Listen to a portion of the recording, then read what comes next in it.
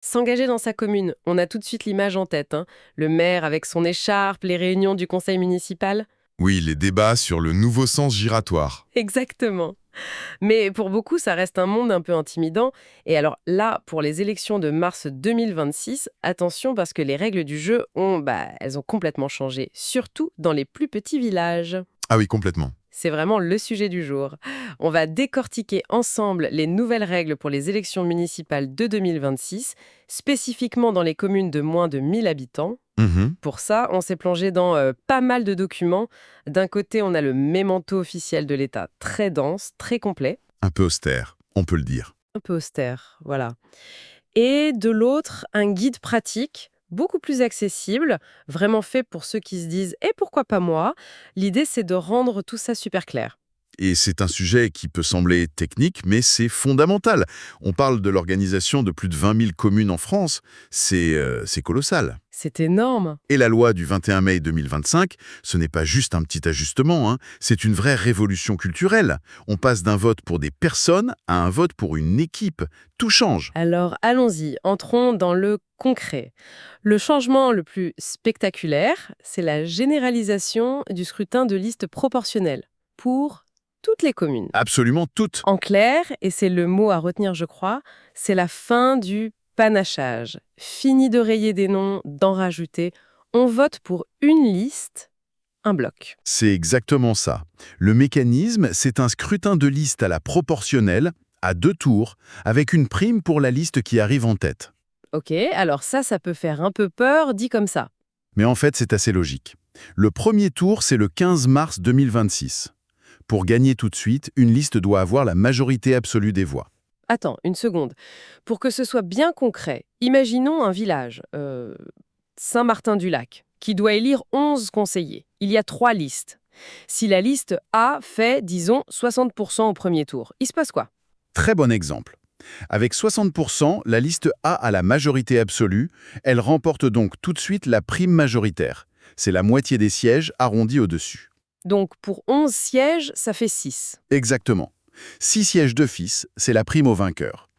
Ensuite, on regarde les 5 sièges qui restent. D'accord. Et là, ils sont répartis à la proportionnelle entre toutes les listes qui ont fait au moins 5% des voix. Donc la liste A, avec ses 60%, va aussi prendre une part de ces 5 sièges-là. Ah oui, d'accord. Donc la prime, c'est vraiment une incitation à tout rafler d'un coup. Mais ça me parle hyper difficile d'atteindre 50% dans un village où tout le monde se connaît. Ça doit souvent finir au second tour, non? C'est très probable, oui. Et si personne n'atteint les 50%, on va au second tour, le 22 mars. Et là, attention, les règles changent un peu. Ah, Seules les listes qui ont fait au moins 10% au premier tour peuvent se maintenir. Et elles peuvent même fusionner entre elles. d'accord. Et au second tour, plus besoin de majorité absolue. La liste qui arrive en tête, même avec 35% des voix, gagne la prime de 6 sièges. Et les 5 autres sont de nouveau répartis à la proportionnelle. Ce qui me frappe, c'est que ça oblige à une discipline de groupe incroyable. Fini l'électron libre qui fait sa campagne dans son coin. On gagne en équipe, quoi. C'est ça. Et je vois un détail intéressant dans le mémorandum d'ailleurs. La loi supprime l'obligation d'atteindre un quorum pour valider l'élection au premier tour. Oui, c'est un point technique mais important. Avant, il fallait qu'au moins un quart des inscrits aient voté. Ça pouvait parfois compliquer les choses. Maintenant, c'est la majorité des votants qui décide. Point. Bon, le système de vote, c'est plus clair. Mais avant de voter, il faut des candidats. Qui peut se présenter? La checklist de base, c'est 18 ans, français ou citoyen de l'UE, et avoir ses droits civiques. Ça, c'est simple. C'est la base, oui. Mais le critère le plus subtil, c'est ce que les textes appellent l'attache avec la commune. Il ne suffit pas de trouver le village joli. Il faut prouver qu'on a un vrai lien, en gros. On ne peut pas être parachuté de nulle part. C'est exactement ça. Il faut remplir au moins une de ces 3 conditions. Soit être inscrit sur la liste électorale de la commune, Ok. soit y être domicilié depuis au moins 6 mois, soit, troisième option, y payer des impôts locaux pour une activité pro depuis au moins 6 mois aussi. D'accord, ça garantit un lien réel avec le territoire. Et le mémorandum liste aussi des cas où on ne peut pas se présenter, les inéligibilités. Oui, les magistrats, certains hauts fonctionnaires, c'est pour garantir la neutralité de l'État et éviter les conflits d'intérêts, évidemment. Logique. Et puis il y a une autre règle, assez surprenante, pour les communes de plus de 500 habitants. C'est pour éviter qu'une seule famille ne contrôle le conseil municipal. Ah oui. On limite le nombre de parents proches. Un père et son fils, ça passe. Mais un père et ses deux fils, non. Pareil pour les frères et sœurs. Pas plus de 2. Ah, ça doit créer des discussions de famille assez cocasses, hein. Bon, cette année, c'est toi ou moi qui y va. J'imagine, oui. Et je vois aussi une limite pour les conseillers forains, c'est-à-dire ceux qui sont éligibles parce qu'ils payent des impôts mais qui n'y habitent pas. Oui, ils ne peuvent pas être plus d'un quart du conseil. Tout ça vise à garantir une représentation qui soit le plus fidèle possible à la commune. Ok. Alors, une fois qu'on a trouvé les gens, le vrai casse-tête commence. Faire une liste qui tient la route. Et là, j'ai l'impression que le premier mur, c'est la parité. Ah, là c'est le point le plus strict, le plus radical de la réforme. La liste doit être une alternance stricte. Une femme, un homme, une femme, un homme, ou l'inverse. Et il n'y a aucune tolérance zéro. Zéro. Une erreur, un candidat mal placé, et la liste est invalidée par la préfecture. C'est simple. Pas de parité, pas de liste. C'est non négociable. C'est un changement culturel énorme pour les villages, où trouver des candidats et surtout des candidates, c'est parfois déjà un défi. Et en nombre de personnes, il en faut combien sur la liste? Là, il y a une petite souplesse. La liste doit avoir un nombre de candidats qui se situe dans une fourchette. C'est-à-dire? Au minimum, le nombre de sièges à pourvoir, -2, et au maximum, le nombre de sièges, +2. Pour notre village de 11 sièges, ça veut dire une liste entre 9 et 13 candidats. D'accord, ça laisse une petite marge. Et c'est là que le guide pratique devient vraiment utile. Il insiste beaucoup sur une idée simple. Le but, ce n'est pas juste de remplir des cases. Absolument. Il faut construire une vraie équipe, cohérente, avec des compétences diverses, et surtout, un projet. C'est ça qui est nouveau. Avant, on votait pour des noms, maintenant, on vote pour un projet. Oui, on passe d'une élection de popularité à une élection de projet.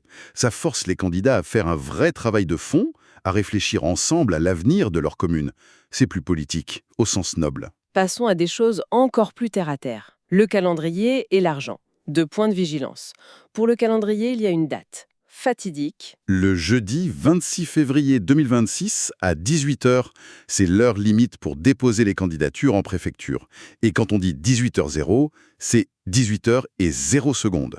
Le calendrier électoral est impitoyable. Aucune dérogation possible, c'est noté. Maintenant, la question qui fâche souvent, le financement.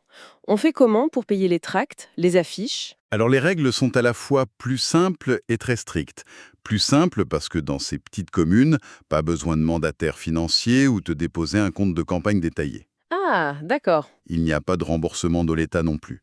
La campagne est financée sur fonds propres ou grâce à des dons. Et c'est là que ça devient très strict, j'imagine. Extrêmement strict sur l'origine des fonds. Seules des personnes physiques peuvent faire un don, des individus. Mhm. Et chaque personne ne peut pas donner plus de 460 euros. Et surtout, c'est une interdiction formelle. Interdit de recevoir le moindre euro d'une personne morale. C'est-à-dire, en gros, que le garagiste du coin ne peut pas sponsoriser les affiches. C'est exactement ça. Tout doit venir de dons de particuliers. La seule exception, ce sont les partis politiques qui peuvent soutenir leur liste. Ça garde les choses à une échelle très humaine, finalement. Le mémento mentionne d'ailleurs un dispositif peu connu, le médiateur du crédit. Oui, pour les candidats qui auraient du mal à ouvrir un simple compte en banque pour la campagne. C'est un filet de sécurité qui peut être utile, en effet. La transparence financière, c'est crucial. Bon, une fois la liste déposée et le budget bouclé, il faut faire campagne. Et là aussi, il y a des règles. J'en ai repéré une qui est assez contre-intuitive. Laquelle? On pourrait penser que jouer la carte du patriotisme avec le drapeau français, c'est une bonne idée. Mais en fait, c'est illégal. C'est exact et c'est un piège classique. L'utilisation du bleu-blanc-rouge est interdite sur tout le matériel de campagne. Affiches, tracts, bulletins. Pourquoi? L'idée, c'est d'éviter qu'une liste ne s'approprie un symbole qui appartient à tout le monde.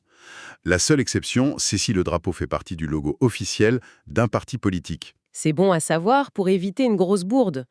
Et pour les bulletins de vote le jour J, la règle d'or, c'est quoi? La règle d'or, c'est que le bulletin est intouchable. C'est la conséquence de la fin du panachage. L'électeur doit le mettre dans l'urne tel quel.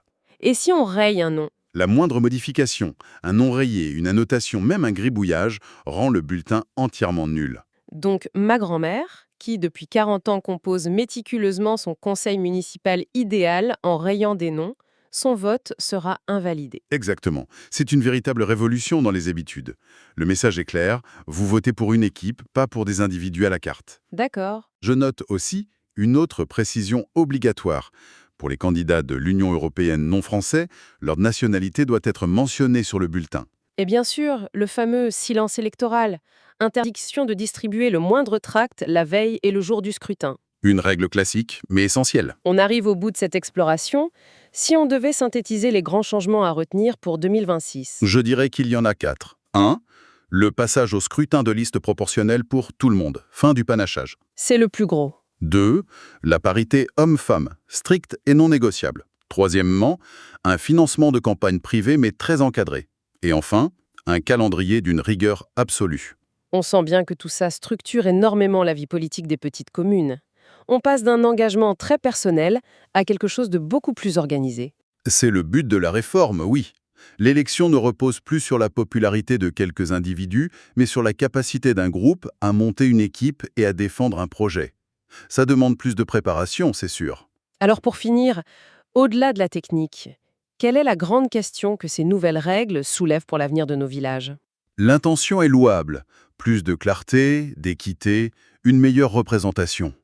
La grande question, et seul l'avenir le dira, c'est de savoir si cette professionnalisation du processus ne risque pas, à terme, de modifier l'âme de l'engagement politique dans nos villages. C'est-à-dire, Est-ce qu'en voulant rationaliser le scrutin, on ne risque pas de perdre un peu de cette proximité, de cette relation directe, presque intuitive, qui a toujours été au cœur du lien entre les élus et les habitants? C'est toute la tension, en fait, entre la modernisation de la démocratie et la préservation de son caractère.